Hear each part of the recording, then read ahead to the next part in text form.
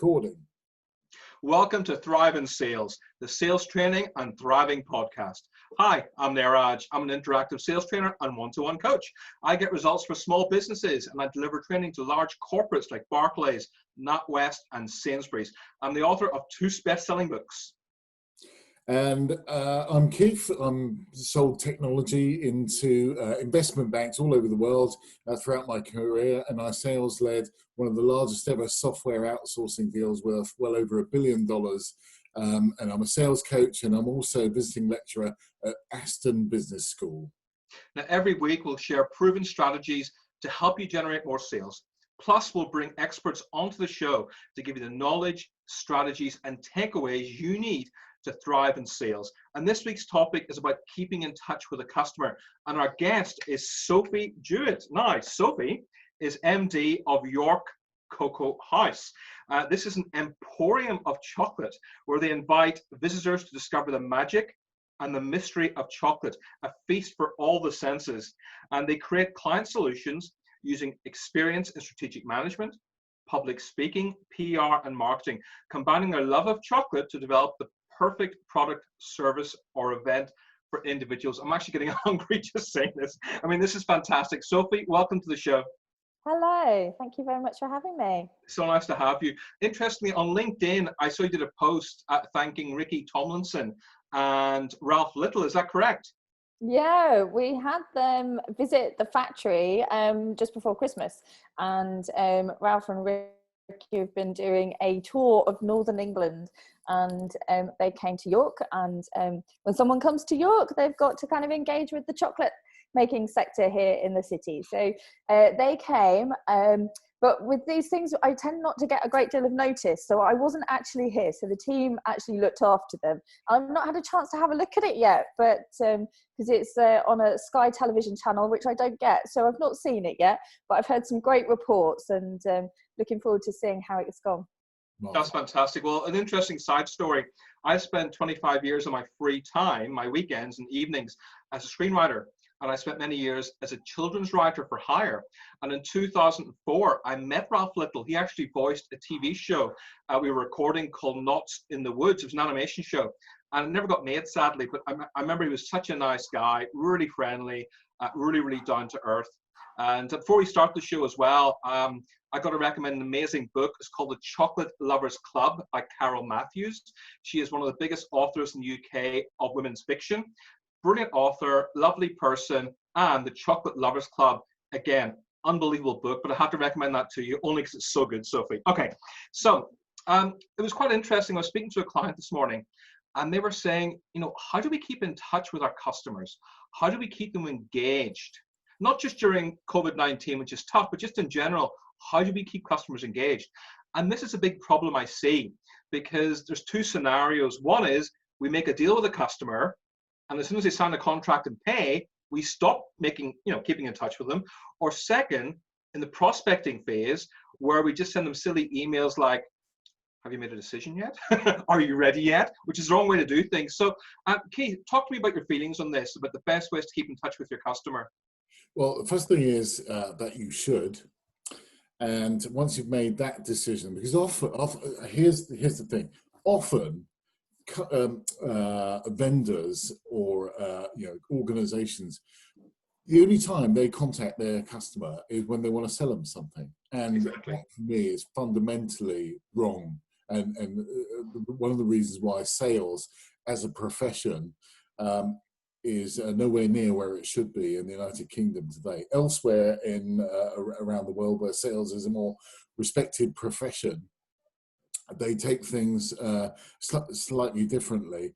So here we should keep in touch about successes. We should be courageous about the new successes that our organization has had, or your organization has had. Those great stories that Sophie was telling us about just a minute ago, what wonderful exposure that is, not just for Sophie's business, but also for the home city of York in this instance, but other places as well, that you can almost bask in reflected glory from a story like that.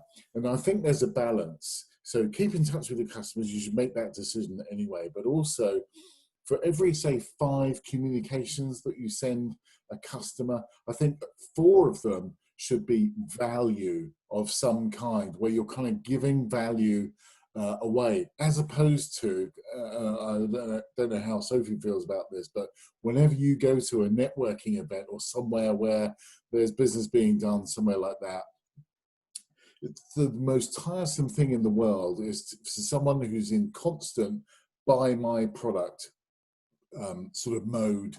That's all they ever tell you. They're not interested about you. They're not interested about what's going on in the world. They just want you to buy their products, and that's an instant turn off for me. But that's brilliant. That's a great answer. So Sophie, how does it work with you with York House then? How do you keep in touch with customers? How do you keep them engaged before they buy? I guess for us, it's been a really, a very long journey in terms of building up relationships with our customers. We opened the business 8.5 years ago. 10.5 years ago, I left my job behind and kind of focusing on this direction with chocolate. And we opened last weekend under the current circumstances for the first time to the public, doing takeaway. And the first customer that came in was somebody who had been on one of my very first workshops that I did in a museum 10 years ago. wow. And she was like, oh, I wanted to come in, you're open, I can get the chocolate. And it was just one of those moments for me that kind of like, actually, it is about the relationships you develop with people. And that was just, I saw it on Facebook last night that you were opening, and I just needed some supplies, so it's great. And it's just that kind of moment that you sort of think like, wow, okay, after everything that's kind of gone on in the last few months, as we've had to kind of change sales channels and engagement with people, actually those relationships are there, and they are long relationships that we've spent 10 years building with people. Now, that's not necessarily always readily available in that way. It builds up over time. There's people that we have lost because we went through a major transition just about 18 months ago with our brand proposition by opening up the factory, which is where I'm based at the moment. So I'm here in the factory. You may hear some noises at some point, but we changed the customer relationship and experience. And that meant that we lost some people because we were no longer able to be offering the cozy experiences that we did. But actually, those people that stayed with us, they were buying from us not just because it was an opportunistic purchase. They were buying from us because they believed in the transition that we were wanting to take the industry on, that we wanted to bring to the city. So sometimes there's it's been a bit of an interesting journey. I think about having a clear identity of what you're trying to achieve and being able to just sometimes broadcast it, and sometimes about developing those more personable relationships. But for us, I've worked in hospitality for over 20 years now, and you get a handle on what someone's favorite drink is, what somebody enjoys, what their allergies are, when their birthday is. We've seen children grow from coming in with their mothers on maternity leave to going to school. So you kind of develop quite deep connection with customers over that time. I like what you said that, because so many people in sales, they think so much about the quick win. I must get my target. I must try to make this deal. They rarely think about the long-term connection. You know, I think about the amount of money I've given Audi as a car company. Okay, I recommended several of my friends, 2 have actually bought cars from them. They probably made about £100,000 for me, just my recommendations, because they keep in touch with me. They invite me along to test drives of new vehicles. Now, I look at my previous car buyers, Skoda, Honda, Mazda, none of them kept in touch. None of the people who sold me these expensive cars said, Neeraj, how are you getting on? Are you enjoying it? Why don't you come along to one of our events? Or they never even kept in touch, which shocked me. So I'm curious, when people actually buy from you and become a buying customer, what do you then do to keep them further engaged long term? Well, I think, so for me, I hate sales. Like I just don't like it. I've worked for big organizations, big retailers. I've worked for small companies. I've worked for a whole range of different organizations. And I started this business with the general belief that if you make friends, funds follow. So if you develop relationships with people and you enable them to kind of come in, be engaged with what you're doing and share with them. Sometimes people come in and they'll hear me complaining about what's happening in the cocoa trade, or I'll be talking about things and they'll always ask questions. And so it's great to kind of just have that general interaction. People buy from people. And that, I think, again, has been one of the challenges over the last few years, whether it's as we've grown as a business or as the world of a more faceless internet service provider type entity has enabled people to buy things wherever they want in the world. But ultimately, we buy from each other. And those are the things that have just been so lovely over the last few weeks. We have obviously emails that we engage with people with, but I'm sick to death of kind of another MailChimp mailing list bland email. I'd much rather kind of sometimes have just drafted an email out on Google and just like send it like that, really blank, just like, actually it's me sending you an email. Yeah. Of like telling you what I'm up to, telling you what we're doing, telling you what the problems have been, telling you how we're solving these things. And actually just in working in communications historically, it was like nobody wants to receive brown envelopes. Nobody wants to see another generic sticky label on something. Like actually those things that really stand out is when somebody says, hey, how are you getting on? Or what have you been up to lately? And actually I've had people telling me what they've been up to the last few weeks. And it's kind of actually they've engaged with it and was having a conversation. Or kind of people calling up and you can hear them on the phone arguing in the background, kind of saying, oh no, don't ask for that chocolate, let's get this chocolate, or can we get this cake, or don't forget to send a gift to such and such. And it's sometimes it's people that saying, look, I don't want to use the internet right now, I'm not used to using the internet, can you just help me out with this? And you just have a catch up with them. So it's just people buy from people, and I think we just need to make sure we don't lose that sense. That's brilliant. You know, so almost every episode we've had so far, two consistencies have come up. One is that people buy from people in every episode, and two is the importance of referrals in every single episode, which is incredible. I'm going to ask you a question about chocolate, but it also kind of relates to sales as well to a certain extent. So talk to me about how you're different from the competition, because look, I'm somebody who really appreciates fine quality chocolate. I don't buy chocolate in the supermarket, and I've actually had some arguments with neighbors in the past who, when they came to my house for dinner, brought me a box of Celebrations. They know I'm a chocolate snob, and they brought me Celebrations. And I actually said to my neighbor, you can't come to my house until you come back with at least green and blacks, you know, which is the minimum standard I accept. That's the minimum standard, but I will not accept other supermarket chocolate. I prefer to have the high quality chocolate.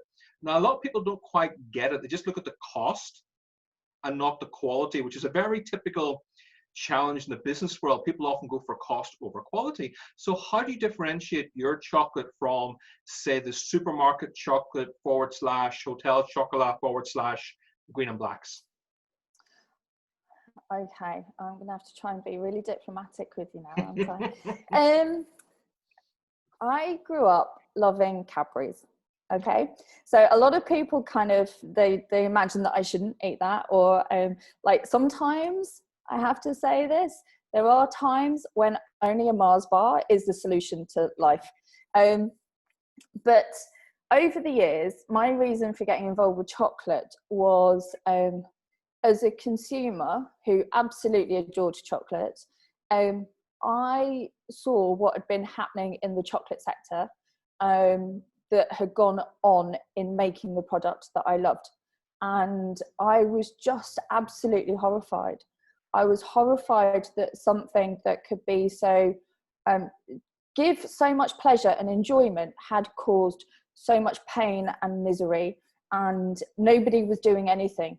to really tackle that. Are you talking about the health of the people who ate the chocolate, the sugar content of it, or the conditions of the people? Can you go into that a bit more, please?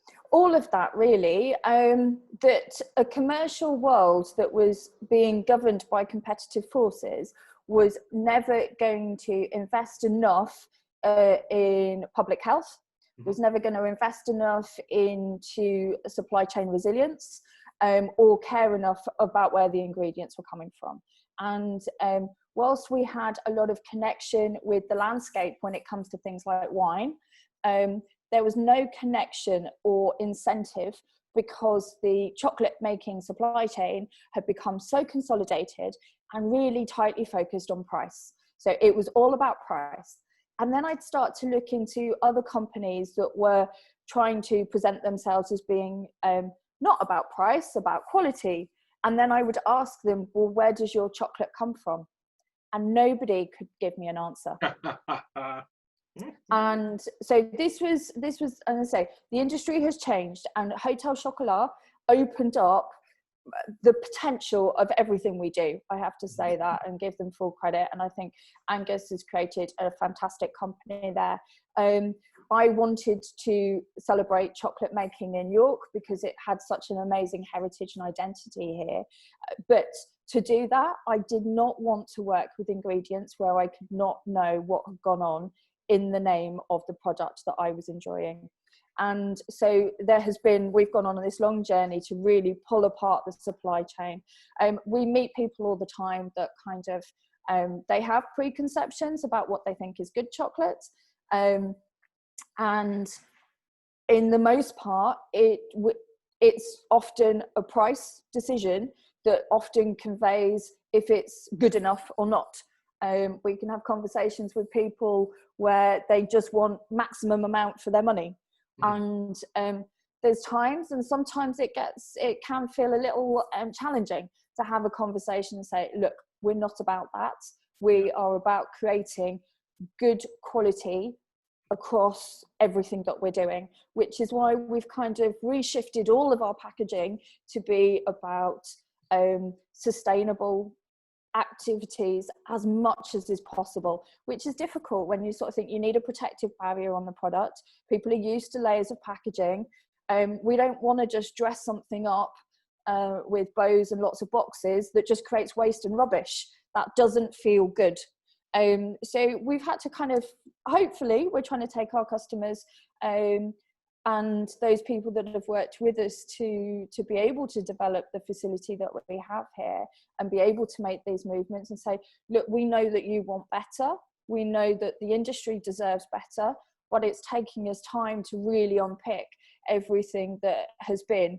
And sometimes we try to service everybody to give them the range of choice that they had before, but kind of trying to really say, look, actually that range of choice wasn't having the success that we need it to have in the sector and industry.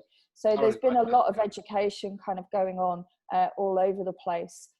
We've got a lot of work to do, but it's been interesting. We didn't get here overnight, did we? So we're not going to make those changes overnight. And I really resonated what you were talking about, where there's a whole bunch of values that are woven into your business, and the integrity of supply chain. I would call that integrity of the business's own ecosystem, if you like. So you've got a whole patchwork quilt of stakeholders, from your supply chain to your customer base to all sorts of perhaps the shareholders even in the business, and you're all signing up, whether formally or informally, to making that journey together, particularly as you've moved your location recently to your new manufacturing location in Castlegate, if I remember correctly, in York. Your customers have made that journey with you, and I admired what you were saying around that whole 10-year relationship, from someone that was in a workshop back in the day, and here you are now, kind of working with them, serving them chocolate. The journey's not yet complete, but it's a real milestone, isn't it? So I think people buy into those values, and sometimes it's okay. We're not trying to sell to the whole world here. We just want the relationships where people buy into the same values that we buy into. Yeah, yes, and I think that is the very that's the very ideal version of that. I have to say though, when we're dealing in chocolate, there is, like, we haven't got to this place overnight. The industry hasn't got to where it's got to overnight. I've made some decisions, and the more that I pull those decisions apart, you actually realize that actually there are some negatives in that context, or you have to put a sticking plaster over something, or you have to put a solution in place because you've got Christmas and you didn't stock up enough, and you've got to keep product moving forward and the cash flow going and respond to customer demands.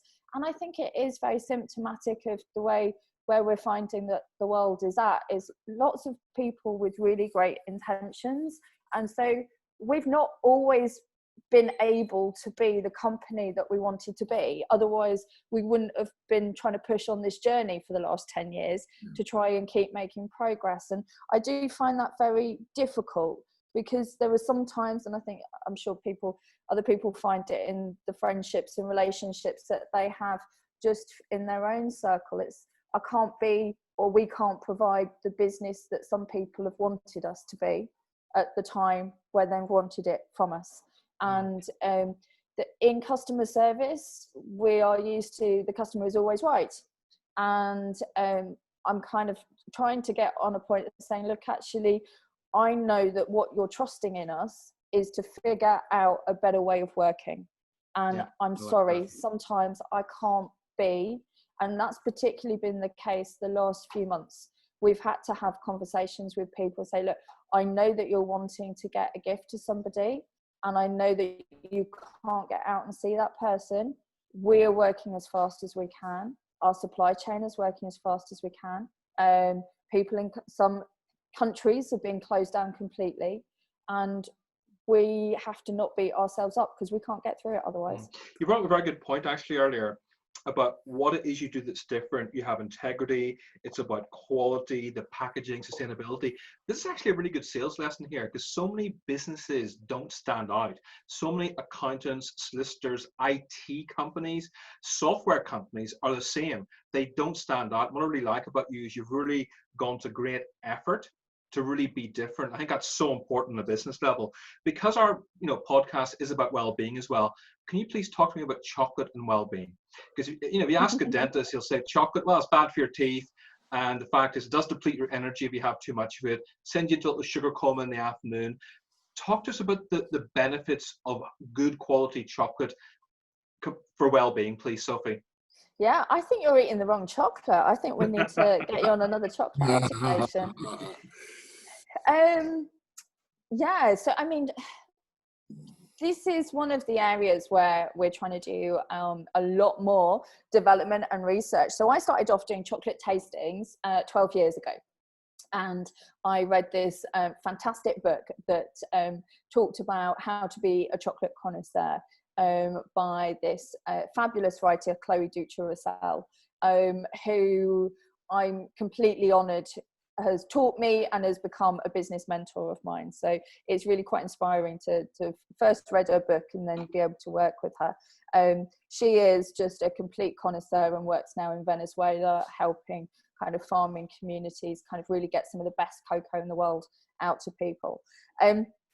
I have long had this fascination with chocolate, about what is it that we really enjoy about it. And in doing the chocolate tastings, I would always kind of do a bit of a poll about whether people were milk chocolate lovers or dark chocolate lovers. And we would often see kind of a bit of a general trend between more women liking milk chocolate and more men liking dark chocolate. But a lot of those mindsets and kind of associations with preference have really changed. And I mean, a lot of marketing for chocolate in the 80s and 90s, and anything going back decades beyond that, earlier than that, kind of Rowntrees were really quite famous for leading communications and adverts really appealing to women about chocolate. So we're used to that sort of backdrop, and we know kind of how companies have been wrapped on the knuckles for having too many things to appeal to children about chocolates. But when we first started off, chocolate became part of the national curriculum, and had this kind of dichotomy of like, well, how can you talk to people positively about chocolates whilst actually there are some negative side effects on it? And it's like, well, actually, if we don't talk about this constructively, then it will only keep getting bashed as being negative for public health and sugar content and fat content. Yeah. So what I've tried to do really is engaging with consumers about identifying kind of what they do like now. This is a large part of actually a lot of the consultation work that we do. So what we do is we work with customers who are part of the cocoa chocolate ingredient supply chain, and we help them develop new products for different markets. So we do a lot of R&D work here at the Cocoa Works, and we look to see what's happening in other economies about how we can construct chocolate for them. And so what we find is really quite interesting is that actually this chocolate is this perfect balance of something which is appeals to all of our senses. So I think you read it out in terms of like our bio about the location. Like when people buy a flake, or when people used to buy a flake, they never bought it because it was an easy thing to eat. They bought it because there was all this wonderful romantic imagery about a woman sitting in a big bubble bath eating a flake, and it being so kind of provocative and evocative in that way of all of this very romantic ideal. And so our association with chocolate historically was all associated around all this other imagery about kind of exotic things, comfort things, energy things. And so a lot of our messaging with chocolate has kind of succumbed to those sorts of influences. But if we look and see how chocolate is different in different cultures and communities, we can see how it's evolved to respond to what's culturally really relevant in those communities. And so in our country, a lot of people's perception of chocolate is Cadbury's Dairy Milk. Yeah. And that's because it is sweet, it is creamy, it's nutty, it's available, it's accessible, it's affordable in that way. And so in some instances, our perceptions of quality are skewed by what we have grown up with. So that level of familiarity with product. And so when we're buying into those products, it brings back all of that emotional memory of, if I was to have a bar of Cadbury's Dairy Milk, and I've not had one in many years, but I remember it. My mum used to bring back a bar of Cadbury's Dairy Milk when she would go to a pub quiz when I was little. And it was a prize for me in reward for me being good for the babysitter.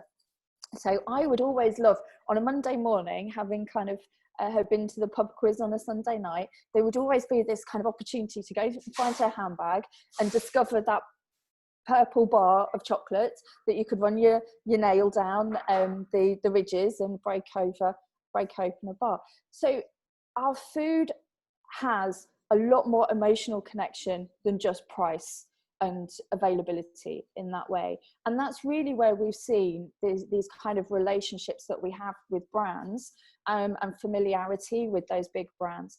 But now kind of when it comes to smaller chocolate companies, and we're part of this wave of new era of chocolate makers who are really now starting to work together around the world. We're working with different cocoas from different origins, exploring these different flavors and really communicating with our consumers that they can have a choice when it comes to cocoa. They can have a choice when it comes to chocolate, and that choice can be embedded in what values they want to live by.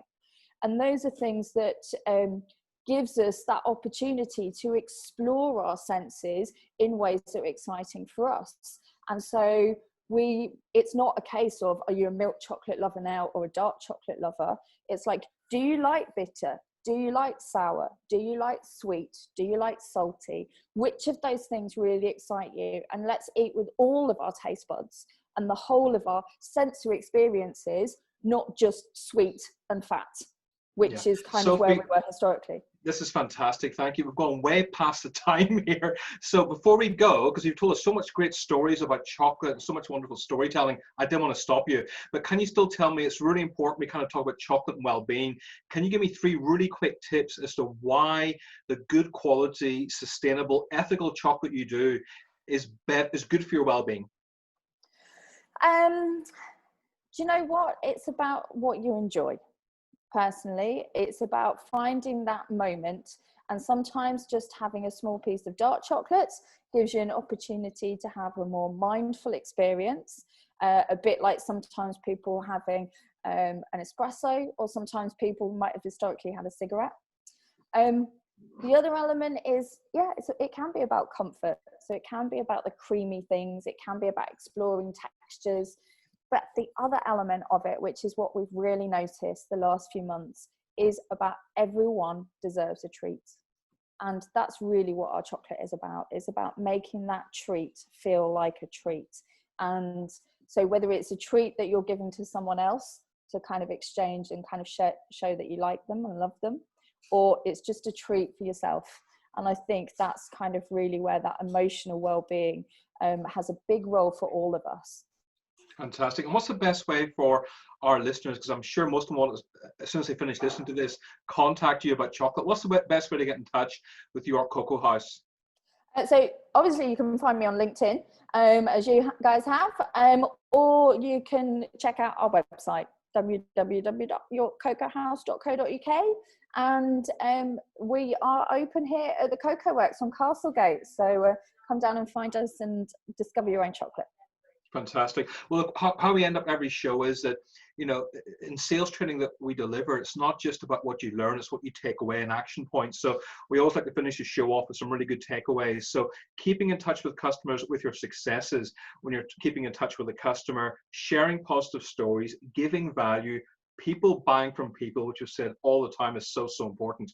And from a well-being perspective, looking at integrity, the quality of what you do, the packaging and sustainability is quite interesting. That actually led to how are you better than the competition, which is actually almost like a bonus thing we talked about today, and so, so important. And also, when you're having good quality chocolate, and the fact is that good quality chocolate at York Cocoa House is vastly superior to anything you get in the supermarket.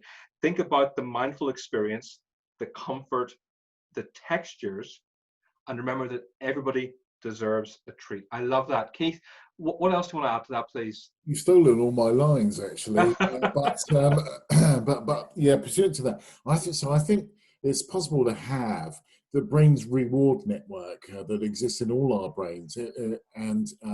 What I'm hearing from, yes, of course, there's always a place for the Mars bar or whatever. Have a break. We can all complete the rest of that sentence. But actually, when you really want that, as Sophie referred to it, the mindful, the purposeful reward experience, there's nothing else to beat a chunk of really high grade chocolate, really mindful, really purposeful around that. I've really taken that away, and you know, when some of this madness kind of ends and we're all able to make a visit, then I really can't wait for that to happen. That's fantastic. Well, Sophie, thank you so much for sharing Thank you. your knowledge, and which I know is going to help so many people just in terms of buying good quality chocolate for the future. And if you have any questions, any points you want to raise in the future shows, or if you want to hire Neeraj and Keith for any sales training, please contact us, hello@thriveinsales.com. We'd love to hear from you. And don't forget to subscribe so you don't miss an episode. And this episode is brought to you by Monkey Pants Productions. They're a podcast production company helping businesses enter the world of podcasting through bespoke workshops and professional standard recordings. You can contact them on pete@monkeypantsproductions.co.uk. Now, Keith and I are both massive fans of the TV show Frasier. So until next week, wishing you good sales, mental health. Thank you so much, everybody. Thanks so much.